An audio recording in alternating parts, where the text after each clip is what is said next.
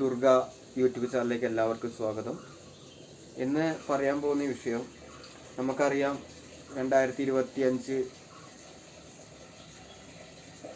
March 29 മുതൽ ശനി സ്വന്തം വീട്ടിൽ നിന്ന് മീനൻ രാശിയിലേക്ക്, അതായത് ഗുരുവിൻ്റെ രാശിയിലേക്ക് കടക്കാൻ പോവുകയാണ്. അപ്പോൾ അതിൻ്റെ വീഡിയോസ് ഞാൻ ചെയ്തിട്ടുണ്ടായിരുന്നു എല്ലാം സമ്പൂർണ്ണമായിട്ട്. അപ്പോൾ ഒന്നും കൂടി അത് വിശദീകരിക്കാൻ വേണ്ടിയിട്ടാണ് ഇപ്പോൾ ഞാൻ ഇവിടെ പറയാൻ പോകുന്നത്.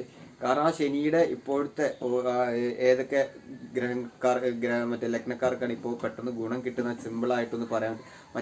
ഒരു വീഡിയോസിൽ ഞാൻ വിശദമായിട്ടത് പറഞ്ഞിട്ടുണ്ടായിരുന്നു. 2025 മാർച്ച് 29 മുതൽ 2027 മാർച്ച് വരെയുള്ള ശനിയുടെ സമ്പൂർണ്ണ ഫലം ഇട്ടിട്ടുണ്ടായിരുന്നു.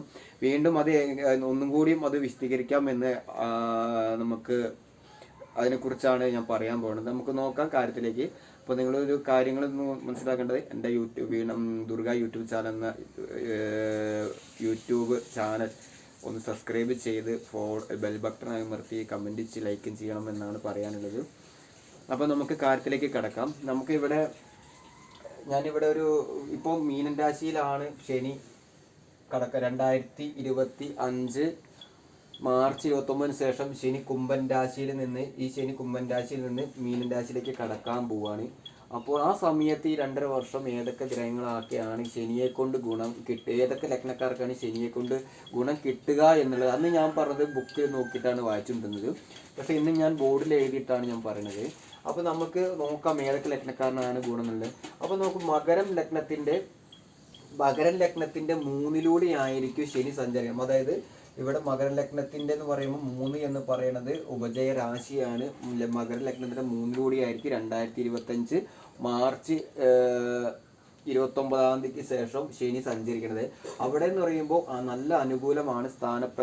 സ്ഥാനപ്രാപ്തി ഉണ്ടാവാം, ജോലി സംബന്ധമായിട്ട് കാര്യങ്ങളൊക്കെ ആവാം, വിദേശത്ത് ജോലിക്ക് അർഹതയ്ക്കപ്പെടുന്ന സമയമാണ്.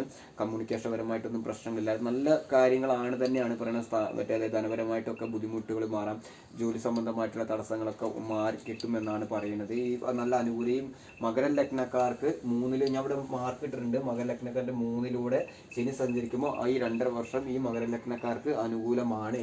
അതേപോലെ തന്നെയാണ് ബാക്കി ഈ തുലാം ലഗ്നക്കാരൻ്റെ 6 ആയിരിക്കും. ഈ തുലാ ലഗ്നക്കാരൻ്റെ 6 ആയിരിക്കും 2025 മാർച്ച് 29 മുതൽ അടുത്ത 2.5 വർഷം 2027 മാർച്ച് വരെ 2.5 വർഷം ഈ തുലാ ലഗ്നക്കാരൻ്റെ 6 ശനി സഞ്ചരിക്കുകയാണ്. ശനി സഞ്ചരിക്കുന്ന സമയത്ത് നല്ല ഫലമാണ്. അത് ശത്രുഭയമുണ്ട്, ശത്രുക്കൾ നാശമുണ്ടാകാം, സ്ഥാനക്കയറ്റം ഉണ്ടാകാം, ഉന്നത അധികാരികളിൽ നിന്ന് നമുക്ക് നല്ല ധനപരമായിട്ടുള്ള കാര്യങ്ങൾക്കും എല്ലാ ക്ലേശങ്ങൾ മാറും. അതുപോലെ തന്നെ നമുക്ക് മെയിനായിട്ട് 6ാം ഭാവം ശത്രുസ്ഥാനമാണ്. പക്ഷേ ഗോചാരം വെക്കുമ്പോൾ നമുക്ക് ശത്രുനാശം ഉണ്ടാകും എന്ന് പറയുന്നത്. അപ്പോൾ നമുക്ക് എല്ലാം കൊണ്ട് അനുകൂല സമയമാണ് വരുന്നത്. അത് നിങ്ങൾ വിനിയോഗിക്കാൻ ശ്രമിക്കും. ജോലി സംബന്ധമായിട്ടൊക്കെ പുതിയ ജോലി സംബന്ധമായിട്ടൊക്കെ നോക്കുമ്പോൾ നിങ്ങളത് ആ ജോലിയിലേക്ക് ഇറങ്ങി ഒന്ന് പരിശ്രമിക്കാൻ നോക്കുക. അലസരായിട്ട് തിരിഞ്ഞു വരാണ്ടിരിക്കുക. വിദേശത്തൊക്കെ പോകാനൊക്കെ ഉണ്ടെങ്കിൽ നിങ്ങൾ ആ സമയത്ത് 2025 മാർച്ച് 29 മുതൽ തുലാ ലഗ്നക്കാർക്ക് അനുകൂലമാണ്. അപ്പോൾ അത് നിങ്ങൾ മനസ്സിലാക്കുക. അതേപോലെ തന്നെ നമ്മൾ ഇനി അടുത്തത് തുലാ ലഗ്നക്കാരുടെയും ഇടവൻ ലഗ്നക്കാരൻ്റെയും അധിപൻ ഒരാളാണ്. ഈ ഇടവൻ ലഗ്നക്കാരൻ്റെയും 11 ആയിരിക്കും. ഇവിടെ 6 ഞാനിവിടെ എഴുതിയിട്ടുണ്ട്. 6 തുലാ ലഗ്നക്കാരൻ്റെ 6 എഴുതിയിട്ടുണ്ട്. അടുത്തത് ഇടവൻ ലഗ്നത്തിൻ്റെ 11 ആയിരിക്കും ഈ ശനി സഞ്ചരിക്കുന്നത്. അതായത് ധനവരവിൻ്റെ സ്ഥാനമാണ് 11ാം ഭാവം. നല്ല, അതായത് സാമ്പത്തികപരമായിട്ട് ധനപരമായിട്ട് ക്ലേശങ്ങളില്ലാണ്ട് നമുക്ക് ഗുണങ്ങളെല്ലാം കിട്ടും എന്നാണ് പറയുന്നത്.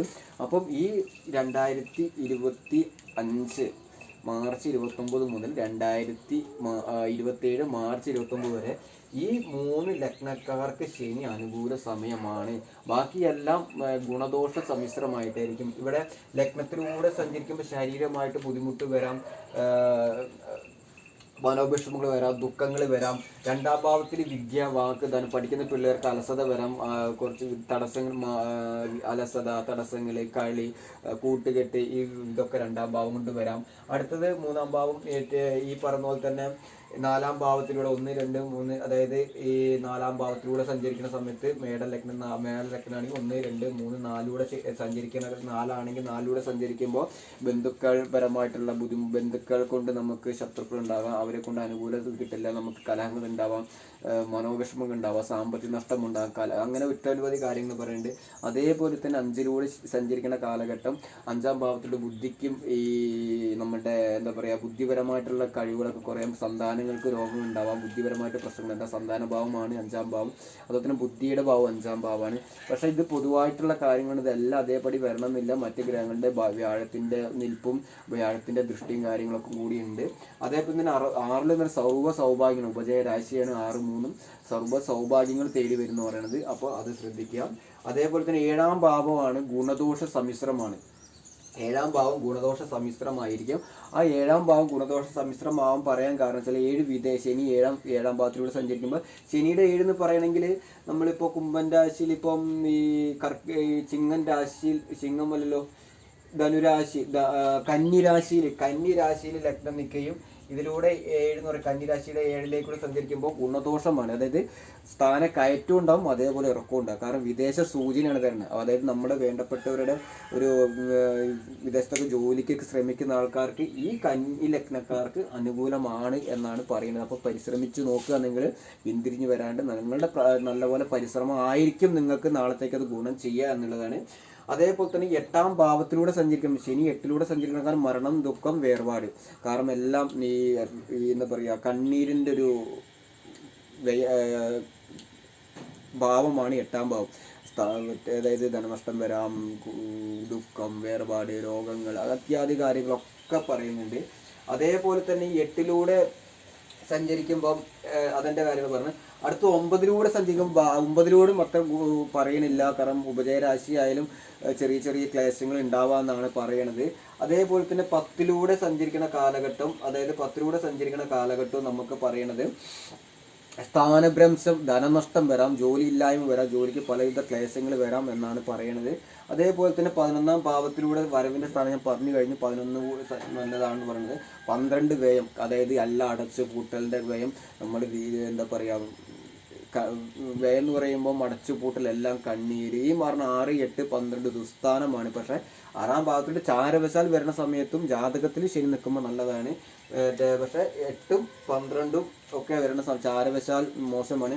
പക്ഷേ ജാതകത്തിൽ 10ലൊക്കെ ശനി നിൽക്കുകയാണെങ്കിൽ നല്ല ഫലങ്ങളാണ് പറയണത്, അവിടെ മോശമല്ല പറയണത്. അതുകൂടി മനസ്സിലാക്കാണ്ട് ചാരഫലം വ്യത്യാസമുണ്ട്, ചാരവശാലുള്ള ഫലം വ്യത്യാസമുണ്ട്, ജാതകത്തിലുള്ള നമ്മുടെ ഗ്രഹനിലയിലുള്ള ഫലവും വ്യത്യാസമുണ്ട്. അപ്പോൾ അങ്ങനെ ഒരുപാട് വ്യത്യാസപരമായിട്ടാണ് നമുക്കറിയാം. അതായത് ഈ ഇടവൻ ലഗ്നക്കാരൻ്റെ 11, തുലാ ലഗ്നക്കാരൻ്റെ 7, മകരം ലഗ്നക്കാരൻ്റെ 3ലൂടെ ഇത്രയും, പിന്നെ കന്നി ലഗ്നക്കാരൻ്റെ 7ലൂടെ വരുന്ന സമയത്ത് ഗുണദോഷം. ഇത്രയും ഈ ശനിയെ കൊണ്ട് ഗുണം ഉണ്ടാകും എന്നാണ് പറയുന്നത്.